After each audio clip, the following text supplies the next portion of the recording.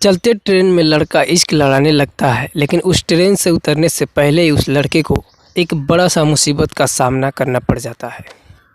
इस पूरी घटना को आप ज़रूर सुनिएगा, क्योंकि इस घटने की जानकारी हम सबके जीवन में काम आने वाली है। तो सबसे पहले तो मैं ये बता दूं कि जो लोग मेरे चैनल पर आए हैं, इस कहानी को सुन रहे हैं, उसके जीवन के सभी संकट भगवान दूर करे, ये भगवान से मैं प्रार्थना करता हूँ। तो जो लोग मेरे चैनल को सब्सक्राइब नहीं किए हैं, वो लोग सब्सक्राइब कर लें तो बेहतर होगा, और मेरे वीडियो को, मेरी कहानी को एक लाइक ज़रूर करके जाना। तो बिहार के ही रहने वाला एक रमेश नाम का लड़का होता है, जिसके एक और बड़ा भाई और एक उससे छोटी बहन होती है। रमेश टोटल 3 भाई बहन होते हैं। इससे एक बड़ा भाई और इससे एक छोटी बहन होती है, और रमेश बीच का ही होता है, दूसरे नंबर पे। रमेश के घर में उसके अलावा और उसके मम्मी पापा भी रहते थे, लेकिन ये तीनों भाई बहन अब बड़े हो चुके थे। इन तीनों की शादी के लायक उम्र हो चुकी थी। ऐसे में ही बड़े भाई की शादी तय हो जाती है, और उसके साथ साथ छोटी बहन का भी शादी तय हो जाता है। उन दोनों की शादी एक ही बार तय हो जाता है, जिसमें पैसों की ज़रूरत कुछ ज़्यादा ही पड़ जाती है। तो ये जो रमेश होता है, ये सोचता है कि मैं इन दोनों को छोड़ के मैं अकेला पैसे कमाने के लिए परदेश चला जाता हूँ, और ये दोनों, बाकी सभी लोग शादी की तैयारियाँ करेंगे। ये सोचकर ये लड़का घर से दूर चला जाता है पैसे कमाने के लिए। उसके भाई बहन की शादी अभी 6 महीने बाकी था, इसलिए वो 6 महीने आराम से खूब पैसे कमाता है। 6 महीने बाद जब वो घर लौटता है तो सभी के लिए कपड़े खरीदता है, और साथ ही साथ कुछ गहने भी खरीद लेता है। वो थोड़े से ही गहने, कम से कम 1.5 लाख के थे। वो वहाँ से गहने और कपड़े लेकर ट्रेन में बैठ जाता है, और ट्रेन उसके स्टेशन से चल देती है। लेकिन उस ट्रेन का जो दूसरा स्टॉपेज आया, दूसरा स्टेशन आया, उस स्टेशन पे एक और परिवार चढ़ता है उसी बोगी में, जिस परिवार में 2 भाई बहन और उनके मम्मी पापा थे। टोटल 4 लोग होते हैं, और उन चारों का भी सीट उसी सीट के पास में था, जिस सीट के ऊपर ये रमेश बैठा हुआ था। चारों लोग के भी एक एक सीट था। उनमें से 3 सीट नीचे का था और 1 सीट उन लोगों का ऊपर का था, और वहीं पे बीच में ही एक रमेश का सीट था, जिस पे रमेश बैठा हुआ था। जब वो लोग बैठते हैं, आते हैं, तो अपने नीचे वाले ही सीट पे बैठ जाते हैं सभी लोग। ऊपर का सीट तब तक छोड़ देते हैं। उन लोगों में भी एक बड़ा भाई होता है और एक बहन होती है, छोटी होती है, और उनके माता पिता होते हैं। जो वो लड़की होती है, उस लड़की का नाम होता है मीना। मीना देखने में सुंदर थी और सुशील थी। फैमिली भी उनका अच्छा था। और वहाँ पे बैठा ये जो रमेश नाम का लड़का था, ये भी देखने में ठीक ठाक था, सुंदर था, और अच्छे खासे पैसे कमाने के बाद घर लौट रहा था। तो इसने अपने तन पे अच्छे अच्छे कपड़े पहन रखा था और परफ्यूम लगा रखा था। जब वो मीना नाम की लड़की उस बोगी में आई, तो ये रमेश नाम का लड़का उसे एकटक देखते रह गया। जब मीना उसकी तरफ देखी तो इसने अपने आंखें चुरा लिया, इधर उधर देखने लगा। लेकिन फिर थोड़ी देर बाद उस मीना को ये देखने लगा। कुछ देर ऐसे ही चल रहा था। फिर उस लड़की को समझ में आ गया कि ये बार बार मुझे ही देख रहा है। फिर वो लड़की भी उसकी तरफ गौर से देखने लगी। जब दोनों की नज़र एक दूसरे से पड़ी तो दोनों ने हल्का सा मुस्कुरा दिया। अब इतने में रमेश का हौसला और बढ़ जाता है, और मुस्कुराहट भरी आंखों से उसे देखने लगता है।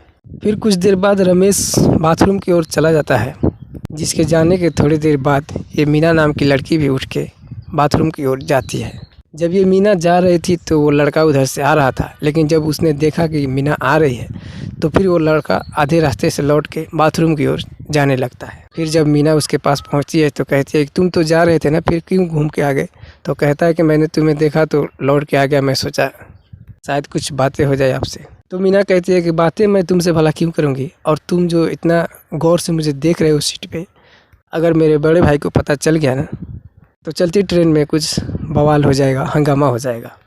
फिर वो रमेश उस मीना की तारीफ़ें करता है, कहता है क्या करूँ, मेरी नज़रें आपकी ओर बार बार चली जा रही है, क्योंकि आप सुंदर इतना हो, आपसे बातें करने का दिल करता है।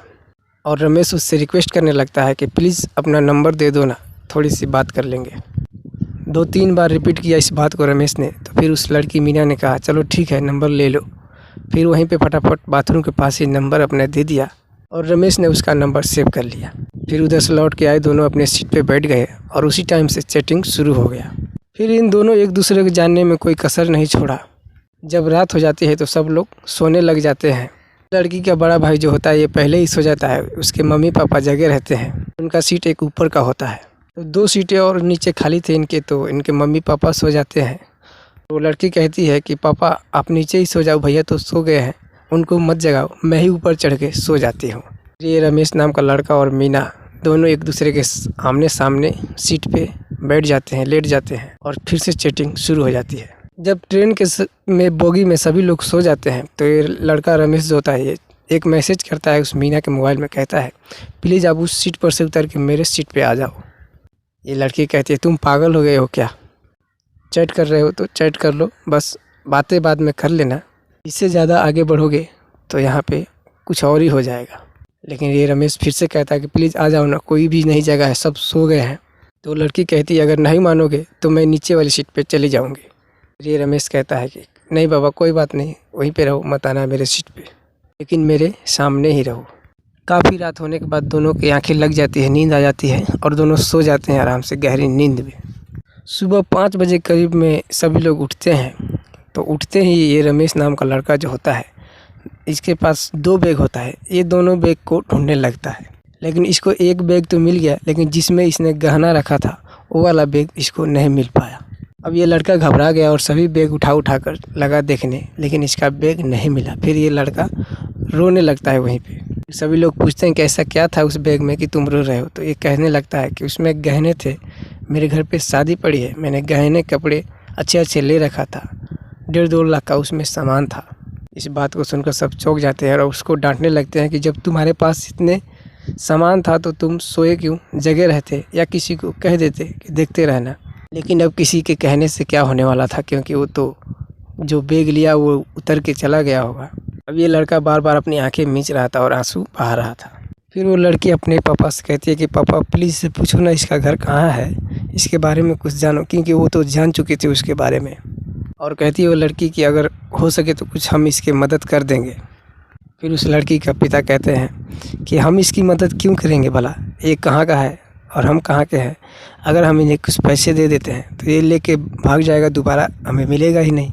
लेकिन जब उस लड़की के पिता ने रमेश से बात किया तो पता चला कि रमेश उसके घर के 3 किलोमीटर के ही दूरी की है। फिर उससे कुछ सवालें पूछते हैं और वो जवाब दे देता है। तो उसके पापा कहते हैं, उस लड़की के पापा, कि हाँ तुम मेरे ही एरिया के हो, अगर तुम चाहो तो हम तुम्हें कुछ मदद कर देंगे, अगर तुम्हें कुछ पैसे उधार चाहिए तो ले सकते हो। फिर ये रमेश दोनों हाथ जोड़ लेता है, कहता है कि आप मेरे लिए भगवान बन के आ गए हो, बात यहाँ पैसे की नहीं है, पैसे तो मैं कमा ही लूँगा, लेकिन शादी बहुत नज़दीक आ चुकी है इसलिए थोड़ी सी चिंता की बात हो गई थी, लेकिन आपने कुछ उधार दे रहे हैं तो ये भी चिंता मेरी ख़त्म हो जाएगी। फिर उस लड़की के पिता ने रमेश के मोबाइल में उसी समय 1.5 लाख रुपए ट्रांसफ़र कर देते हैं और कहते हैं कि तुम ही बताओ कब दोगे इस पैसे को। तो रमेश कहता है कि मैं मात्र 3 महीने के अंदर में ही आपका पैसा लौटा दूंगा। फिर रमेश खुशी खुशी अपने स्टेशन पे उतरता है और उसी स्टेशन पे वो परिवार भी उतर जाता है जिसने उसे कुछ पैसे उधार दिया था। फिर ये रमेश उन लोगों से कहता है कि प्लीज़ मेरे भाई बहन की शादी में आप लोग ज़रूर आना, आप लोगों ने इतना मदद किया है तो आप लोगों को आना पड़ेगा। उसके रिक्वेस्ट करने के बाद उस लड़की के माता पिता मान जाते हैं, कहते हैं कि ठीक है हम तुम्हारी शादी में ज़रूर आएंगे तुम्हारे घर। बिल्कुल ठीक वैसे ही हुआ, उसके भाई बहन के शादी में वो परिवार भी आ जाता है, उनकी बहुत सी खातिरदारी किया जाता है, अच्छे से बैठाया खिलाया जाता है और अच्छे से विदाई किया जाता है। और शादी के 1 महीने बाद ही रमेश उनके सभी पैसे वापस लौटा देता है। रमेश अच्छे खासे पैसे इनकम कर रहा था क्योंकि वो कारपेंटर का काम करता था और अपना ठेका लेके काम करता था, इसलिए उसके पास पैसे बहुत जल्दी हो गया और वो पैसे लौटा दिया। बहुत ही इज्जत के साथ रमेश उस लड़की के घर गया और उसके पैसा वापस किया और भी कुछ बातें हुई उससे। जिस दिन रमेश उस लड़की के घर गया था उसी दिन लड़की ने अपने मम्मी से कहा कि मम्मी मैं रमेश को पसंद करती हूँ। तो उस लड़की की माँ कहती है कि तुम पागल हो रखी है। तो लड़की मीना कहती है कि हाँ मम्मी सच में मैं इससे बहुत प्यार करने लगी हूँ और ये रमेश बहुत अच्छा लड़का है। फिर उस मीना के पापा ने रमेश के मम्मी पापा से बात करते हैं उनकी शादी के बारे में, तो उनके घर वाले भी राज़ी हो जाते हैं और तभी उन दोनों की शादी भी करा दिया जाता है। फिर हमेशा हमेशा के लिए इन दोनों एक हो जाते हैं, इनकी प्रेम कहानी अमर हो जाती है। लेकिन रमेश के साथ जो ट्रेन में हादसा हुआ था उस हादसे से मैंने आप लोगों का रूबरू कराया, ताकि आप लोग ऐसे जगहों पर जाएं तो अपने आप को सावधान रखें, अपने सामान को बचा के रखें, क्योंकि खुशी को पाने के लिए बहुत समय लगता है और दुख क्षण में ही आ जाता है। तो भगवान आप लोगों को संकट से बचाए और आप लोग मेरे इस वीडियो को लाइक ज़रूर कर दीजिएगा। धन्यवाद।